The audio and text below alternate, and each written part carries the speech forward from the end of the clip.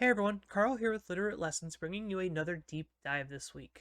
This week, instead of focusing on team building or a meta review, I thought it would be interesting to step out of the theoretical and into the practical a little bit and talk about team select and how that can affect your overall game plan. Sometimes you have very good matchups and sometimes you have very bad matchups, and it's nice to know how to approach them uh, individually, I would say. Before we get started and all that, make sure to do all that fun YouTube stuff for us. Like, comment, subscribe. Make sure to answer our question of the day. I would like to know what your favorite lead in VGC is. We're going to be talking a lot about lead selection when it comes to team select and identifying strong leads in both your team and in your opponent's team. And I would like to hear what your favorite lead is right now. My personal favorite is Reggie Eliki and Yveltal. I think it's very dynamic and it's very, very strong. And if you were watching laddering, so let's talk about leads a little bit here, right?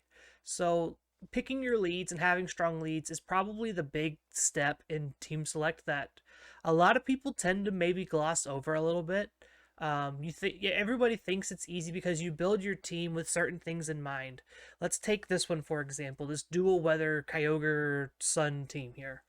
So we have obvious leads with Venusaur, Torkoal, Kyogre, Tornadus, Incineroar, Zacian, etc. We have very strong leads here and they're very well defined. Well, this is on purpose because the team is built to have three really strong leads to kind of show off and can cause your opponents to maybe question overall game plans. Looking at maybe a little bit of a harder team to figure out good leads on, looking at this squad, it's a little bit more difficult to see multiple strong leads that are just good into certain things. Obviously, there is the Yveltal Aleki lead. There is Zacian and Incineroar. There's also Amoonguss Zacian or Amoonguss with anything. Those are also very strong leads. But overall, your leads are going to determine how you probably play the game and how your overall game is going to play out. Like if you were to lead Aleki Yveltal, I would expect a very offensive heavy lead looking to Dynamax early and put pressure on. Whereas if you're leading like Amoonguss Zacian or Amoonguss Incineroar, you're looking to play a more disruptive game plan and kind of stall that out that way. And so these teams that have maybe very many very leads, but not good solid strong leads, like we saw with the weather team before this, um, you can definitely struggle in team select because you're going to have to think harder about your leads into your opponent's leads. On the flip side of that, figuring out your opponent's leads and what they are going to be doing is also a big part of the trying to figure out the game plan of your opponent's team and just how the flow of the game will go. If your opponent has got a very hyper offensive team and looks to just run you over with strong tools and high damage, it might be beneficial to find a lead that is very good at disruption and trying to slow down the pace of the game. If your opponent is trying to do a trick room setup and you have a decent way to stop it or at least some kind of way to disrupt that setup and kind of stall it out, that's a good thing to identify on your team as well. And so, let's take a quick example here to kind of explain how leads impact your team select so much. So let's say you're playing against this dual weather team here with the Torkoal, Kyogre, all this jazz. And let's just take the Yveltal TR team the Yveltal Dialga team that I've been playing with a little bit here. So against that dual weather team, I am inclined to lead Incineroar Yveltal for two big reasons. Because the Yveltal plays well into their Venusaur. I don't have to worry about that too terribly much. If they set up Sun and try to Sleep Powder, I have Incineroar to click Fake Out. Even if they just try to do Tailwind, I can still do the Fake Out thing in a Venusaur and max Airstream and take it out. If they try to do Tornadus Kyogre, again, we pressure Fake Out on their Tornadus, and we can outspeed the Kyogre naturally and use Snarl or whatever our Yveltal's doing to kind of slow down the pace of the game because our opponent is just trying to output immense pressure on our lead. And that's kind of the things you want to think about when you're team building a little bit too, is making sure that you have good leads, good disruption, good pressure all at the same time. You want to be able to be a dynamic team builder and try to have different leads for different situations instead of just trying to brute force this lead is the lead on the team. This is the best thing it can do every time. Because that one puts you in the pitfall of your opponent being able to quickly adapt to your team. Even if the back Pokemon change, your opponent's going to be able to adapt to that lead a little bit easier and could give them a leg up. The second thing there is being a fluid team builder means you kind of get the experience of understanding how all these teams work and how leads work and kind of identify them on your opponent's team when you run into them. So now that we've talked leads a little bit, let's look at a couple of good examples and kind of go over the thought processes of selecting your team. What we're going to do here is I have 3 good examples here, and we'll kind of look at what's going on from the perspective of a certain team and how you would build against the other team. A lot of this information is going to come from just good game knowledge as well. Becoming familiarized with certain archetypes and understanding what items they're very likely to bring is going to help you a ton in your team select process. It gets a little bit harder and a little bit more nuanced as the teams get more unique and varied. But you can apply this to pretty much any team, especially in a best of 3 scenario, and kind of gather that information for yourself and make informed decisions. So on the far left here, we have the Zacian, Kyogre, Thundurus, Shedinja team that's been very popular in Lille and Liverpool and the EUIC. It's a very powerful European team. Carter played with it a while back and didn't do too great, if I remember correctly. But I think there's a lot of nuance to this team that isn't picked up at the first glance. And here on the far right side, we have the Rinya Sun team. This is, again, the very standard variation. You can assume that this is the normal version, probably Eric Rios' version with the Iron Ball Grimmsnarl. You can assume Charizard's going to be either Shuka or Lum, not Shuka, Chardy or Lum. You can assume Incineroar is going to be Shuka or Safety Goggles. Gastrodon's probably holding Leftovers. Groudon's either AV or Citrus.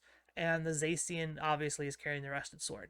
Knowing what we know, just from assumptions here, I like leading Thundurus Kyogre in the blind. We aren't exactly sure what their items are. We aren't exactly sure what their game plan is. But because we have this Thundurus, they are more likely to not lead Incineroar because they do not want to activate an accidental Defiant and then have our Thundurus just run rampant through their team, because Thundurus at +1 deals with a lot of their stuff fairly effectively. So they are very likely to lead a Grimmsnarl Groudon or a Grimmsnarl Charizard to kind of fake out and kind of see what we're going to lead. By leading this Thundurus Kyogre, we then get to put weather control in our favor. This forces Groudon to come out, knowingly forces Groudon to come out to either set weather or forces Gastrodon to come out in order to take the water type attack that would be going into Charizard, Groudon, or etc. Knowing that, we can easily fill our backline with things that beat up the Gastrodon and the Groudon. In this case, we're probably bringing our Kartana and we are probably bringing our Incineroar. This leaves us fairly damage weak to Charizard, but since we have this Prankster Thundurus, Eerie Impulse is going to be a very good tool that we get to utilize against that Charizard. Other lead considerations might be Incineroar Zacian. This feels like this is always a very safe lead into certain teams that you just don't know exactly what they're going to be doing. In this situation, I wouldn't really recommend it. I would definitely be leaning towards the Thundurus Kyogre lead, especially in Game 1, and then see how we can adjust Game 2 and 3 to their play style and play patterns. Example number 2 here gets a little bit harder. We are against something that's not quite as well known, which is Calyrex, Shadow, and Groudon with Indeedee Female, Venusaur, Incineroar, and Regieleki. This is where it comes down, where it starts to bleed into more of doing your thing well compared to trying to beat your opponent's thing. There's a lot of potential leads from your opponent here in the terms of Indeedee Calyrex, Venusaur Groudon, Venusaur Incineroar, Aleki Venusaur, so on and so forth. However, the thing I'm noticing here is they do not have a very strong answer to stopping Trick Room from going up if you just lead Incineroar P2. You can pressure the Venusaur Sleep Powder with Fake Out. If they lead Indeedee and Venusaur, you can easily pivot Tapu Fini in the Incineroar slot, and then Trick Room goes up anyway because they cannot Sleep Powder your Porygon 2. So Incineroar P2 means that you get to set up Trick Room turn 1, and then use your backline, in this case probably Reshiram and Fini, to clean up the game. Another potential lead you have here is to go full offensive with Incineroar and Regieleki, and maybe blow some stuff up if you can do it that way. The other potential lead here is Incineroar, Calyrex Shadow, Calyrex Ice, kind of doing the same thing. This lead, however, is weak to them leading Incineroar, Calyrex Shadow of their own, so definitely be wary of that. This is why I prefer seeing the Incineroar P2 lead. This plays against pretty much anything they could possibly throw out in the lead, and it's super duper safe. Okay, now we're on the flip side of Rain Sun here, looking into the Rain matchup. This is kind of outdated, mainly due to the fact that this is an old Rain Sun team with the Light Clay Grimmsnarl and the Shuka Berry Incineroar, but it still holds up, and a lot of the things that you can learn here will still be true going into later on in Series 12. As the Rain Sun player, we immediately see Kyogre, Zapdos, Rillaboom, Incineroar. These are very strong Pokemon into a lot of our high offense Pokemon that we have, that being Groudon, Charizard, and Zacian. And so we kind of want to slow the game down a little bit and play this more drawn out game. So what we might do instead is use this Grimmsnarl to set screens and bring our own Incineroar alongside with it. What this does is it puts onus on our opponent to try and either A, set up their own screens to stall it out, or B, disrupt our Pokemon in order to get their stuff off and going. Knowing that, they could easily lead like a Incineroar Zacian lead into that, because that's a very strong pressure lead against this very disruptive slow lead. They could also lead Rillaboom plus Incineroar, looking to do double Fake Out, pivot around, and play the long game that way. Knowing this, our backline would likely be Groudon and Groudon and Charizard, but also could be Groudon Zacian, and we could just Dynamax Groudon. I am fine with either of those, depending on how your opponent is playing the game. If they are bringing Zapdos to kind of try and deal with stuff, you might be more inclined to Dynamax Groudon. If they are bringing Rillaboom and Kyogre and leaving Zapdos at home, obviously more inclined to maybe bring Charizard instead of maybe Gastrodon or Groudon. So it kind of goes to show that there's a whole lot of nuance in these team selects to utilizing your team effectively, and it circles all back to proper team building and identifying your leads in the early game, in the early phases of team building. Because if you don't have those strong leads and a strong game plan to start, you're going to struggle in team select and have a real hard time of actually picking your team and utilizing it effectively. So to quickly recap everything we kind of talked about here, when you're looking at your team and team building, make sure that you get good, strong leads in. Make sure you have a very solid game plan. When you're in the team select, make sure to identify your opponent's game plan, knowing the teams that you see, whether it's like Rinya Sun, Crystal Rain, the Thundy Shedinja team, etc. Knowing those teams kind of by heart, seeing the rental codes, because people are going to be more likely to just pick them up to test them on ladder to start, rather than make a whole bunch of changes and build it themselves. So once you know, like, it's a rental code, you can get a leg up and understand, oh, I know what this team does, I know what these items are, I know what their moves are, and essentially it's like you're going into a game 2 or a game 3 instead of a game 1. Lastly, make sure that you don't overthink your team select too much. you can easily get into the mindset of wanting to bring too many things because you have such a good matchup. Like in terms of Rinya's son into that Crystal Rain team, you want to bring Groudon, you want to bring Gastrodon, you want to bring Charizard, you want to bring Zacian, and you pretty much want to bring all your Pokemon on that team because your team was designed to defeat that team, or at least have a very strong matchup into it. So it's also good to remember that you need to recognize that not everything is always good 100% of the time, even though it looks great on paper. Um, always be always play with a little bit of restraint when you're trying to team select, and try not to be too cute or what's the word, too disruptive. Like, try not to stray away from your game plan too much because you are confident in the matchup. And that's all I got this week.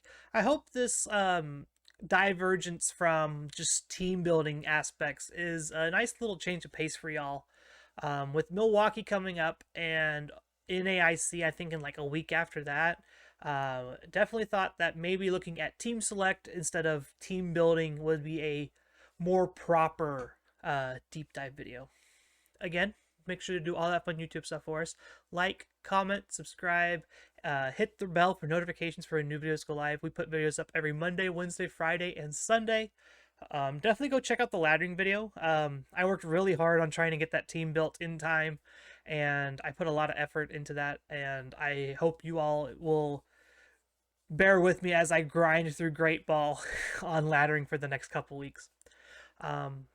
But again, have a wonderful morning, afternoon, evening, wherever you're at in the world. We will see you all, I think, on Monday for the podcast episode.